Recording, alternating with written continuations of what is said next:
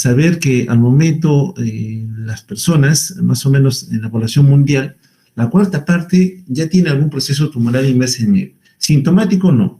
Muchas veces los pacientes llegan a fallecer sin saber que tenían ya incorporado en su ser algún tipo de tumor que aún no se había manifestado, pero que al momento de hacer las autopsias correspondientes por las otras condiciones de muerte encuentra que sí ya había un componente tumoral. De este número, que ciertamente es importante, menos de la cuarta parte van a responder al tratamiento quirúrgico, vale decir, para cuando el tumor ya se hace sintomático, vale decir, alcanzado cierto tamaño, que lógicamente lleva a su detección, junto con algunas manifestaciones más o menos que pueda estar presentando según la localización que haya tenido. Entonces, la cuarta parte va a todavía ser la forma más exitosa en número de población que puede responder en algo a la cirugía, muchas veces asociada a radioterapia o a la combinación de las dos, con el fin de tratar de consolidar el proceso. Un tumor, por ejemplo, localizado a nivel torácico, que es extraído con cirugía, pero lógicamente no se extrae la totalidad del componente tumoral. Quedan aún células tumorales neoplásicas allí que tienen que todavía verse beneficiadas con una radiación que lleve a la aniquilación de la mayoría de células tumorales. U otras veces, cuando el tumor tiene un tamaño bastante extenso, lógicamente es difícil la cirugía, y lo que se propone hacer primero es la radioterapia con el fin de reducir el tamaño tumoral y con esto hacer algo más sencilla, entre comillas, en el procedimiento quirúrgico. Bueno, a los pacientes que ciertamente con cirugía o con radiación no muestran la respuesta que uno esperaría encontrar en ellos, un grupo va a tener que buscar la ayuda correspondiente en la quimioterapia. Lamentablemente, la administración que se establece tanto por vía enteral o parenteral establece ya que esta quimioterapia va a ser sistémica. Y desde el momento que decimos sistémica, estamos hablando de que las drogas van a estar circulando en el torrente sanguíneo, unas veces muy o poco unidas a proteínas plasmáticas, otras veces muy o menos metabolizadas, y si son metabolizadas, muchas veces convertidas a metabolitos activos, pero que al final de cuentas ya están en la circulación sistémica, por tanto, van a ir a la búsqueda de componentes tumorales, pero lamentablemente en el escenario farmacológico actual, muchos de esos componentes asociados a drogas antineoplásicas también van a afectar a las células que no tienen ninguna condición tumoral, ningún comportamiento de anormalidad en sus ciclos celulares, pero que efectivamente también se van a ver afectados y van a corresponder justamente a la aparición de manifestaciones adversas. El efecto ideal que uno busca con el tratamiento dirigido contra el cáncer, en específico utilizando la quimioterapia, es idealmente conseguir la regresión de la enfermedad, que el paciente se cure. Lamentablemente, esta condición vemos que no se va a conseguir en la mayoría de casos y que lógicamente establece algún tipo de problema. Entonces, cuando uno enfrenta a un paciente con diagnóstico de cáncer, tiene que tener objetivos claros en el manejo que le va a dar para ese proceso tumoral.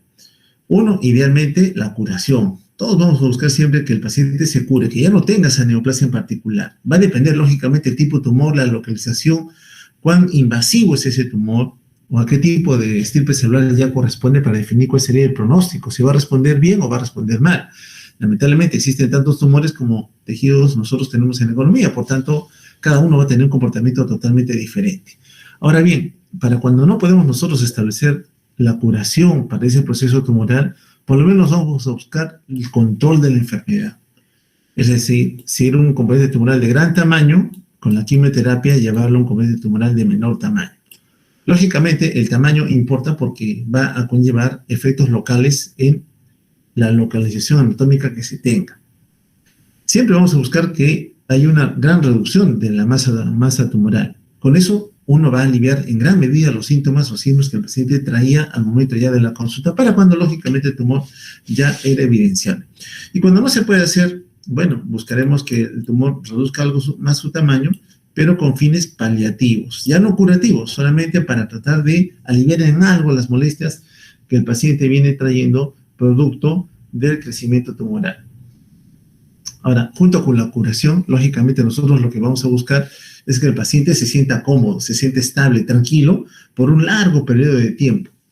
Lógicamente, hablar de curación establece que deberíamos erradicar hasta la última célula neoplásica para que el paciente efectivamente tenga ese rótulo de estar curado.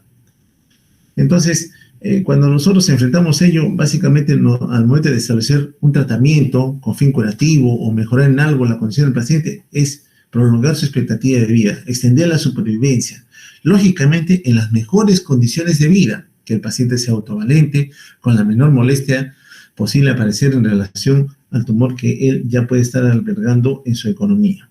Entonces, esas son condiciones que uno tiene que valorar al momento de definir cuál es mi objetivo en el tratamiento.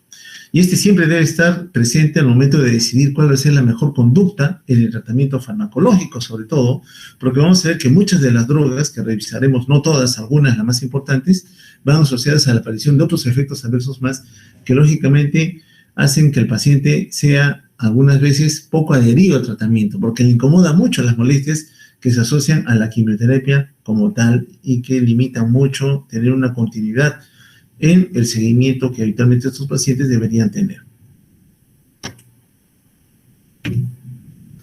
Bien, analizamos un poco de las estrategias de tratamiento en relación a las indicaciones para el mismo. No todo tumor va a tener una indicación de tratamiento quimioterápico. Vamos a encontrar que existen diferentes condiciones, ¿no?, asociados al mismo tumor que debemos tener presentes al momento de establecer cuál va a ser la mejor conducta para poder ya hablar en claro con la familia y con el mismo paciente con el fin de ofrecerle el mejor tratamiento abocado al tipo de tumor que él ya pueda tener en su organismo y que lógicamente conlleve la mejor respuesta para nosotros y para él, lógicamente, en el escenario de la búsqueda del control mínimo o ideal de la curación. Bueno, las indicaciones de tratamiento van a tener que valorar al paciente con una neoplasia quizás que ya se ha diseminado, que lamentablemente para el momento del diagnóstico el tumor ya se ha extendido y lógicamente habiéndose extendido tiene una progresión mayor de la enfermedad y la expectativa de vida disminuye mucho, al igual que la condición de poder controlar las manifestaciones propias a esa diseminación. Y al estar diseminado, lógicamente ya también hace muy difícil que la cirugía tenga o pueda tener algún tipo de aporte importante para que nosotros podamos establecer un mejor control de la enfermedad. Ahora, en relación a esto, tenemos algunas condiciones en la quimioterapia, ¿no? Los tipos de quimioterapia, con qué objetivos se van a tener que dar y que tipifican a cada uno de estos escenarios de recomendación farmacológica. Bueno, cuando la quimioterapia se usa con un tratamiento suplementario para atacar aquellas metástasis que fueron o que quedaron después de la cirugía o de la radioterapia, hablamos que esta quimioterapia es coadyuvante, es decir, se va a sumar a la cirugía que extrajo el tumor y se va a sumar a la radioterapia de apoyo para erradicar a la última célula tumoral. Entonces, para estar bien seguros de que estamos controlando la enfermedad, damos quimioterapia agregada, un coadyuvante, para que esas metástasis de pequeño tamaño, ya microscópico, que no son evidentes al ojo humano al momento de hacer la cirugía o la misma radioterapia que no logra controlar todo el proceso, porque cuando uno irradia una porción corporal, está también sometiendo esa radiación a las células normales y puede llevar a la aparición de algunas manifestaciones. Entonces, para cuidar un poco más a las células normales, reducimos el campo de radiación. Entonces, van a haber o podrían ocurrir algunos escenarios de escape o de fuga de célula tumoral. Entonces, la quimioterapia entra a allí como una quimioterapia coadyuvante. Ahora bien, cuando la quimioterapia se administra antes del procedimiento quirúrgico con el intento de reducir el cáncer, se llama quimioterapia neocoadyuvante. Es decir, tengo un gran tumor, pero que la cirugía va a encontrar problemas al momento de poder extraerlo. Entonces, primero le damos quimio para reducir el tamaño tumoral, que haga más accesible al cirujano el poder erradicar al componente tumoral. Si ese es el fin, hablamos de que la quimioterapia es neocoadyuvante. Ahora bien, cuando la administramos en menores dosis para ayudar a que la remisión sea prolongada, se le conoce como quimioterapia de mantenimiento. Ocurre si el paciente ya tuvo un tumor, un cáncer de una localización determinada, ha sido extraído con cirugía, fue sometido a radioterapia, pero sabemos que es un tumor que puede en el tiempo reactivarse o llevar a que haya la aparición de algunas metástasis en el tiempo. Entonces, se le da secuencialmente en un periodo de tiempo al paciente quimioterapia de mantenimiento con el fin de lograr controlar la posible reactivación de ciclos de replicación celular que ocurrían en ese escenario correspondiente al proceso tumoral en cuestión.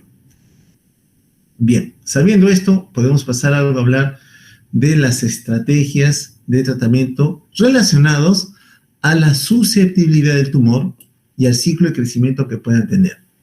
Bueno, sabemos que las células de división rápida son más sensibles a quimioterapia. Lógicamente, si tengo un proceso tumoral de rápido crecimiento, cuando yo indique algún tipo de fármaco usado como un antineoplásico, sé que esas células de alta tasa de replicación celular son las más lesionadas por el uso de esa droga en particular. Pero nosotros también tenemos en nuestra economía, normalmente, células que también tienen alta tasa de replicación celular, sobre todo a nivel de la médula ósea, por ejemplo, ¿no? Entonces, las tasas de replicación ahí son aceleradas. Podría haber, por tratar al componente neoplásico, un tipo mayor o menor de afección a nivel de la fábrica de elementos formes de la sangre. Muy bien. Saber entonces que la fracción de células tumorales que están en fases de replicación acelerada también van a influir en la susceptibilidad. Si doy una droga que actúa justamente conteniendo o bloqueando el ciclo celular, voy a hablar con justamente aquellas células que están relacionadas a alta tasa de replicación celular. También vamos a notar en relación al tratamiento antineoplásico que existe en la mayoría de casos especificidad de los fármacos por afectar alguna de las fases del ciclo celular. ¿Ya? Eso también es importante. Recordar en relación a esto que la velocidad de crecimiento tumoral también es determinante, porque los antineoplásicos van a ir dirigidos más a afectar a aquellas células que utilizan algunas veces metabolitos necesarios para acelerar el proceso de replicación celular.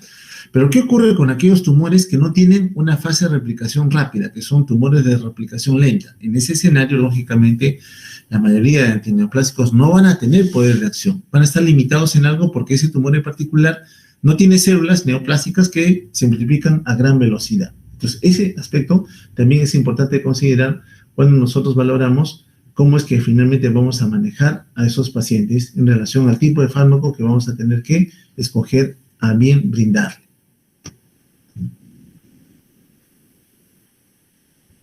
A la par que nosotros damos tratamiento antineoplásico, también vamos a esperar obtener algún tipo de desaparición o destrucción de las células tumorales. Y eso, lógicamente, va a tener que ir de la mano con la dosis, con lo que de fármaco le estamos dando al paciente con el fin de buscar erradicar idealmente a la masa de células neoplásicas, ¿no?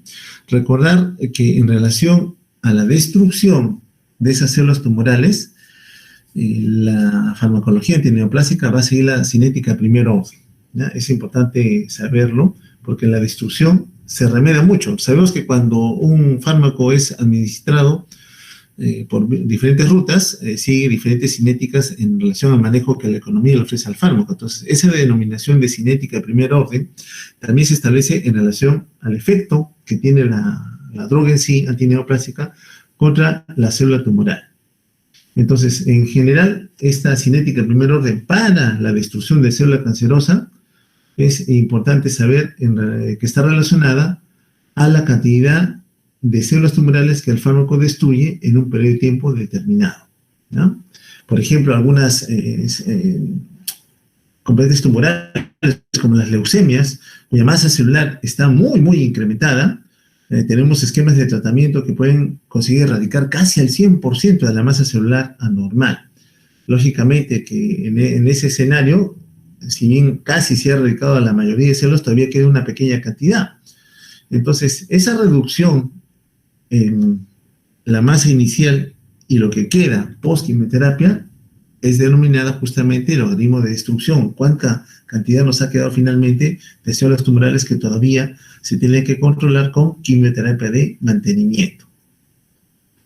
Recordar que muchos fármacos tienen problemas para acceder a todos los lugares de la economía. Existen santuarios farmacológicos. Probablemente lo vieron ya en las primeras clases de farmacología, cuando determinaron que si bien cierto fármaco podía tener una rápida absorción desde la administración oral o por vía intravenosa, por ejemplo, el acceso a ciertos lugares anatómicos iba a ser muy difícil según las condiciones o propiedades que este fármaco pudiera tener.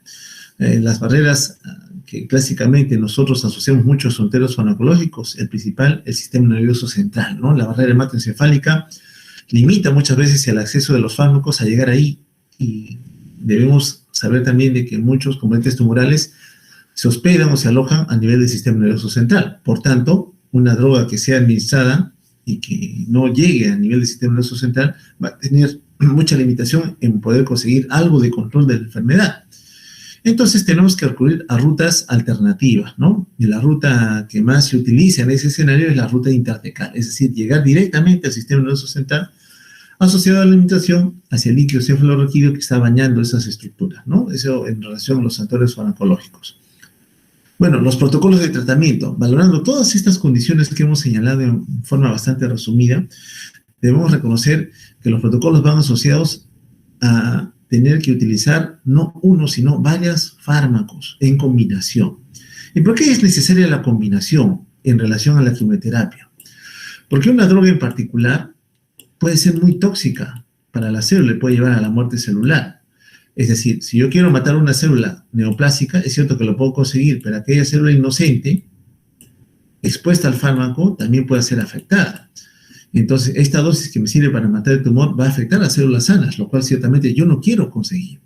Entonces, asociar un segundo fármaco puede llevar a que yo utilice una menor cantidad de droga para conseguir el mismo efecto terapéutico, pero reduciendo la toxicidad que estaría asociada si únicamente utilizara esa única droga. Pero no es la única causa. Existen también algunas condiciones de resistencia que la célula tumoral, igual que como ocurre en microbiología, donde algunos gérmenes han desarrollado mecanismos de resistencia ante los antimicrobianos, también ocurre lo mismo aquí. La célula tumoral puede generar también resistencia al efecto farmacológico que la droga antineoplásica puede tener en el tiempo. Entonces, me conviene a mí usar quimioterapia en combinación porque una clara ventaja va a ser que reduzco la cantidad de la droga, reduzco, por tanto, los efectos tóxicos que pueden acompañar a la dosificación natural por no haber utilizado esa terapia en combinación. En general, la mayoría de protocolos para manejar componentes tumorales asocian muchos fármacos, 2, 3, 4, 5 fármacos antineoplásicos, con el fin de atacar desde diferentes frentes al componente tumoral. Bien, hablaba hace un instante algo acerca de la resistencia de la célula neoplástica al efecto de la droga que nosotros le vamos a dar. Bueno, la resistencia puede ser una condición con la cual el tumor ya se formó, ya tiene esa resistencia natural, entonces es una resistencia inherente. El ejemplo más representativo ocurre, por ejemplo, con los melanomas, ¿no? Los melanomas tienen alta resistencia a la mayoría de fármacos anticancerosos. De ahí que el melanoma, una vez diagnosticado, no tiene un buen pronóstico para el paciente. ¿Ya? Lamentablemente, la evolución de la enfermedad en un periodo corto, podemos decirlo, de tiempo, va a llevar a que el paciente no tenga una evolución tan favorable como ocurre en otros escenarios tumorales. Puede ocurrir también que la resistencia ocurra una vez que la célula neoplásica se ha expuesto a la droga que nosotros hemos brindado para esa enfermedad en particular. Entonces, es una resistencia que se ha adquirido, lógicamente, porque la célula tumoral está consiguiendo que ocurran mutaciones en donde habitualmente el fármaco podría actuar. Por tanto, ya se genera algún tipo de resistencia, sobre todo cuando la dosis es subóptima, cuando no conseguimos dar la dosis mínima requerida para conseguir el efecto terapéutico, que es controlar la tasa de replicación celular. Otra forma de resistencia que muchas células tienen es la expresión a nivel de su membrana de una glucoproteína de transmembrana conocida como glucoproteína P, que probablemente también la estudiaron un poco en farmacología, en relación a la capacidad que la célula tiene de poder expulsar a los fármacos antineoplásicos y con ello, lógicamente, llevar a que no haya suficiente cantidad de droga a nivel citoplasmático que pueda migrar al núcleo celular en algunos escenarios o limitar la obtención de metabolitos intermediarios para generar algún tipo de componente necesario para la replicación celular. Entonces, mucho de esto va asociado a la expresión de glucoproteína P, que es una proteína transmembrana que se expresa en la mayoría de células de la economía, ¿no? Entonces, son proteínas de bombeo, expulsan a los fármacos fuera de la célula, en este caso de la célula tumoral. Lógicamente, al no haber fármaco en cantidad suficiente, vamos a encontrar ya algún tipo de resistencia, ¿no? Ahora, puede haber algún tipo de reacción cruzada en relación a la resistencia también, igual como ocurre en microbiología, ¿no? Un tumor que es resistente a una droga en particular puede ser también resistente a otro conjunto de drogas que no necesariamente pueden estar relacionadas en forma estructural, no son de la misma familia, también puede haber la aparición de ciertos grados de resistencia. Algunas drogas bloquean a esta glucoproteína. Por ejemplo, verapamilo, si han estudiado un poco de farmacología cardiovascular, verapamilo bloquea la glucoproteína P. Bueno, yo sé que la bloquea. ¿Me ayudaría mucho para que la célula neoplásica tenga el fármaco antitirón? Sí, porque yo estoy bloqueando glucoproteína P. Pero ¿cuál es el problema? Que verapamilo no es el único efecto que tiene. Tiene potentes efectos a nivel cardíaco, sistema eléctrico del corazón, contractilidad y el estado de contracción que ocurre a nivel del lecho vascular periférico, ¿no? Bloquea el ingreso de calcio, lo cual lógicamente puede ocasionar serios trastornos en la función cardiovascular natural. Entonces, si bien es cierto, tiene un efecto positivo por un lado, tiene efectos negativos hacia la aparición de otras condiciones inherentes al daño que ocurre, o al efecto en realidad que ocurre a nivel cardiovascular. La toxicidad. Bueno, los efectos adversos en relación a la farmacología antineoplásica, saber que tienen un índice terapéutico bastante estrecho, van a aparecer. En mayor o menor medida, vamos a ver que los pacientes presentan reacciones adversas medicamentosas de diferente tipo, dependerá del lugar de acción que los fármacos tengan sobre la célula tumoral. En relación a los efectos que nosotros podemos ver, con mucha frecuencia el paciente va a presentar vómito, ¿no? Es una condición muy frecuente y nos lleva a casi en forma obligatoria tener que usar diferentes grupos de antieméticos con diferente poder de acción. Otras toxicidades van a afectar al componente de la médula ósea, donde está la fábrica de elementos formes en la sangre, y que lógicamente puede conllevar la aparición de algunas manifestaciones asociadas a la masa eritrocitaria o la masa leucocitaria o incluso a las plaquetas también. Otros escenarios en relación a las mucosas, ¿no? Sobre todo el aparato urogenital, como lo vamos a ver también en algún momento, o en relación a la aparición de la alopecia, ¿no? Pero existen también otras condiciones de toxicidad a nivel cardíaco, a nivel pulmonar, por ejemplo, que también hay que cuidar en el paciente y que nos lleva casi en forma obligatoria a monitorizar cómo queda en la función cardíaca, cómo queda en la función respiratoria post-quimioterapia con alguna droga en particular. Entonces, el objetivo, lógicamente, va a ser siempre minimizar los efectos adversos, con el fin de que estos no sean tan intensos ni tan severos en los pacientes que recibieron algún tipo de esquema antineoplásico. ¿Qué hay de una condición que también se puede considerar como un efecto adverso? Tumores que aparecen después de la quimioterapia. Sí, también pueden aparecer, porque vamos a ver que muchos de estos metabolitos afectan la condición celular, la cual lógicamente busca defenderse. Y en el caso de la célula normal, que es afectada por ese antineoplásico, porque también va a responder, dado que comparte alguna similitud en los ciclos celular con la célula neoplásica, la célula normal también puede verse afectada. Entonces, saber que muchos agentes neoplásicos inducen mutaciones. Felizmente, estos tumores, en su mayoría, tienen una buena respuesta al tratamiento que uno pueda brindarles una vez que se ha detectado, lógicamente habiendo controlado al tumor original. Bueno, dicho estas pequeñas aseveraciones en relación a lo que es la neoplasia, sí, pasamos rápidamente a los antimetabolitos. Tenemos poco tiempo, entonces trataremos en 15 minutos de resolver todo esto. Entonces, los antimetabolitos son un grupo que forma parte de todos los antineoplásicos. Tienen relación estructural con compuestos normales de la célula, comparten sobre todo la disponibilidad de precursores asociados a los nucleótidos de purina o pirimidina, clásicamente enlazados a lo que corresponde a la síntesis de ADN y de ARN. ¿Qué van a hacer estos antimetabolitos? Van a interferir con la oferta de estos precursores. Si no tengo los precursores, lógicamente voy a interferir con la síntesis de ADN. Si no tengo ADN, lógicamente no voy a poder permitir heredar en las células hijas neoplásicas el componente ya anormal que la célula madre neoplásica pueda tener. En relación a los antimetabolitos, sus efectos son máximos sobre la fase S del ciclo celular. ¿Quiénes son los más representativos? Quien sea el más conocido es el metotrexate, que no solamente lo usamos como droga antineoplásica, sino también en los escenarios de control de procesos inflamatorios, sobre todo asociados a autoinmunidad, ¿no? Pero no son las únicas condiciones en donde el metotrexate tiene lugar de acción, tiene otras condiciones más convertidas en una droga de primera línea. Por ejemplo, embarazo ectópico también me ayuda mucho metotrexate a poder controlar mejor el proceso de formación anormal en una posición anatómica que ciertamente no le correspondía a un futuro cero. Los que forman parte de los antimetabolitos junto con metotrexate son el pemetrexed y el pralatrexate. son fármacos antifolato.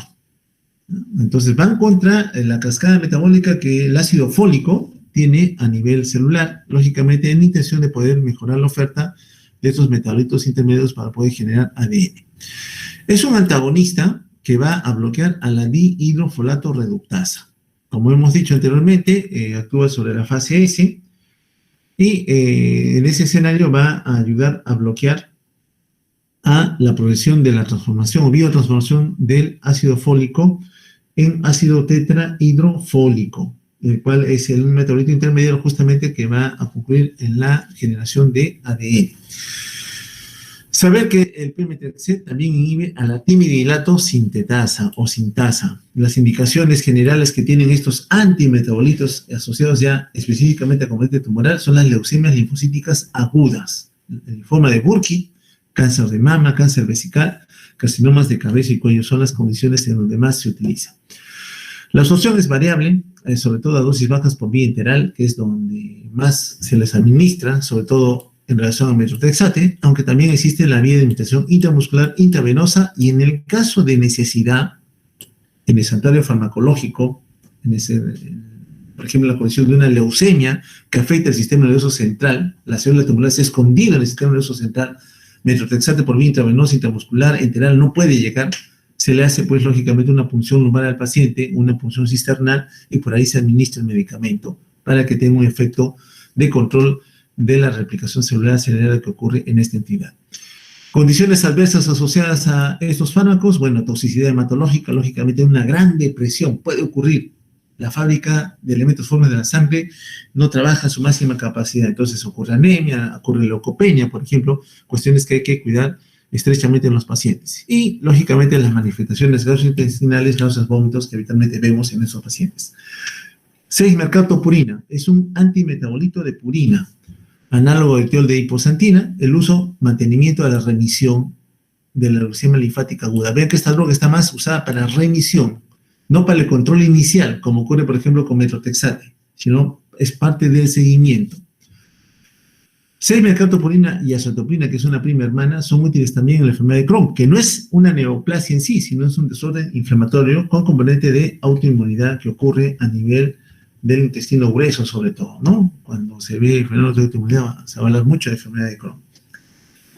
La fludarabina es el 5-fosfato 2-fluoroarabinósido de adenina, es un análogo de purina. Si es un análogo, va a interferir lógicamente con la falta de adenina, y lógicamente con esto luego la interferencia en la síntesis de ADN. Usos en leucemia linfática crónica, ya no tanto en la aguda, y en el linfoma no Hodgkin. Es un profármaco, entonces tiene que metabolizarse a nivel hepático por el citocromo P450 para recién convertirse en un metabolito activo. Actúa también sobre la fase S del ciclo celular únicamente por administración intravenosa. El 5-fluoracilo, vean que este actúa sobre otra base nitrogenada, en este caso es un análogo de pirimidina, siendo el flúor el componente importante que va a interferir con la conversión del ácido desoxiuridílico a ácido timidílico. Por tanto, no se forma timidina. ¿En dónde se utiliza el 5-fluoracilo? En los tumores sólidos de crecimiento lento. Hace un rato hablamos, hay tumores de crecimiento acelerado, bastante rápido, y otros de crecimiento lento. En este caso teníamos pocas drogas, decimos, bueno, una de esas pocas drogas es el 5-fluoracilo. ¿Dónde ocurre este crecimiento lento? Carcinoma colorectal, mamario, ovárico, pancreático y gástrico. ¿Cuál es su mecanismo de acción? Bueno, compiten con el monofosfato de desoxiuridina por la timidilato sintasa. Por tanto, produce un fenómeno conocido como muerte hipotimidínica, ¿no? No hay suficiente timidina, por tanto, la célula neoplásica no tiene cómo llevar a una proliferación sostenida en relación al componente tumoral. Una ventaja que tiene es que también se puede aplicar por vía tópica, en donde tiene una buena absorción y lógicamente puede conllevar el control de algunas enfermedades de localización dérmica, como el carcinoma vasocelular, por ejemplo. Otro antimetabolito, la capecitabina, que es el carbamato de fluoropirimidina, de indicación en el cáncer colorectal y de mama con poder metastásico. Buena administración por vía oral, saber que se convierte en el 5-fluoracilo, por tanto tiene el mismo comportamiento que cuando se administra directamente, ¿no? La citarabina es el arabinósido de citosina, también conocido como ARAC, es la otra denominación resumida que tiene el fármaco. Es un análogo de 2-desoxicitidina, antagonista de la pirimidina, indicado en la leucemia mieloide, no en la linfoide. Entonces, sabemos que la leucemia... Entonces, para cada tumor que existe en particular, estamos viendo que existen algunas drogas más dirigidas a controlar justamente ese proceso. Me sirven para un tipo de leucemia, pero no para otro tipo. Entonces, muy importante para el oncólogo, sobre todo, es saber qué estirpe celular es la que estoy enfrentando en el componente tumoral, a cuál corresponde para saber cuál va a ser la mejor droga para esa entidad en particular. De administración intravenosa, también intratecal, significa que la barrera hematoencefálica le opone resistencia al ingreso. La gemcitabina es un análogo entonces de nucleósido de desoxicitidina, útil en el cáncer de páncreas, pulmón no microcítico, de administración intravenosa. Quitando los antimetabolitos, es decir, aquellos que interfieran con la materia prima para poder generar código genético, ARN algunas veces también para poder mantener la replicación celular, tenemos a otro grupo de fármacos antineoplásicos como son los antibióticos. Y aquí tenemos a las antraciclinas, la doxorubicina, daunorubicina, idarubicina, epirubicina y nitosantrona. Saber que muchos de ellos se dan en terapia combinada, como la doxorubicina, por ejemplo, utilizada para los sarcomas, los carcinomas, la leucemia linfática aguda y los linfomas, Hodgkin y no Hodgkin. Mecanismo de acción: inducen citotoxicidad directamente, producen radicales libres que dañan membranas, escisión de la cadena de ADN y oxidación directa de la purina, pirimidina, los tioles y las aminas. Siempre por la administración intravenosa, no pasan la barrera hematoencefálica. El principal efecto adverso, ¿cuál es? Siempre que le digan que el paciente ha recibido alguna antraciclina, cardiotoxicidad. Es la principal reacción adversa medicamentosa con este fármaco. De ahí la necesidad de que antes de que empiecen este tratamiento, se valore primero cómo está la función de bomba cardíaca. Hay que hacer estudios del trabajo cardíaco, la contractilidad, ecocardiografía, por ejemplo, obligatorio en todo paciente que con un componente tumoral, como los que se señalaron anteriormente, a quien se le quiere brindar una antraciclina, se tiene que hacer evaluación de la función cardíaca. Y así haya sido normal post-quimioterapia, con esta droga en particular, esta familia de fármacos, también tiene que ser seguido con ecocardiografía para ver cómo quedó post-quimioterapia. Muchos pacientes van a quedar con secuelas a ese nivel. Otro tema, la bleomicina, que es una mezcla de diferentes glucopéptidos, se acordarán un poquito de la vancomicina, por ejemplo. Es un quelante de cobre, causa escisión del ADN, detiene a las células en la fase G2, donde se indica habitualmente el linfoma de Hodgkin y cáncer testicular. Tiene varias rutas de administración, no solamente enteral, sino también parenteral. Principal reacción adversa medicamentosa, la toxicidad pulmonar. Entonces, antraciclinas, corazón, siempre hablarán de la función de bomba. Con bleomicina, función respiratoria. ¿Cómo está quedando el pulmón de estos pacientes? La ciclofosfamida e ifosfamida como agentes alquilantes. Bueno, son citotóxicos porque generan especies alquilantes. Se van a unir a componentes propios de las moléculas intermediarias relacionadas a mantener la tasa de replicación celular neoplásica, ¿no? Farmacocinética, administración oral e intravenosa para ciclofosfamida, para ifosfamida solo intravenosa. La principal reacción adversa medicamentosa, cistitis hemorrágica. El paciente recibe este quimioterápico, saber que puede haber un sangrado que provenga de la vejiga. Hay que hidratarlos muy bien y vigilar estrechamente la función renal en relación a la aparición de fenómenos obstructivos por la formación de coágulos. Generalmente asociamos una buena hidratación a los pacientes con el agregado de una administración lenta con el fin de evitar o limitar la aparición de esta complicación. Las nitrosourias, como otros agentes alquilantes, tenemos a la carmustina y lomustina. Los efectos citotóxicos contra las células neoplásicas son por alquilación, se administran por vía intravenosa, también pueden colocarse en implante para que tengan algún poder de acción sobre la célula tumoral. Inhibidores de microtúbulos. Aquí tenemos a la vincristina y vinblastina. La vincristina se indica en la leucemia linfática aguda, tumor de Ewing, sarcoma de tejidos blandos de Ewing y los linfomas. La vinblastina no va sola, va combinada con bleomicina, cisplatino, en especial para el manejo del carcinoma testicular y de los linfomas, que bloquean la mitosis en la metafase. Ahí es donde es su lugar de acción. ¿Y cómo lo hacen? Bloqueando la tubulina, la cual no van a dejar que se polimerice. Por tanto, no tenemos lugar a poder llevar a la migración y a la división celular como corresponde. Se administra por vía intravenosa. Lamentablemente, es un fármaco con alta potencialidad de daño a nivel tisular, sobre todo cuando sea extravasado, o sea, se administra por vía intravenosa, cuidar mucho que estemos ubicados en el intravascular, porque si por vez se desplazara el catéter que se ha colocado, podría ocasionar por una extravasación del fármaco, flebitis, celulitis, como principales reacciones adversas. Y, lógicamente, la aparición de manifestaciones gastrointestinales como náuseas, diarrea y la clásica alopecia.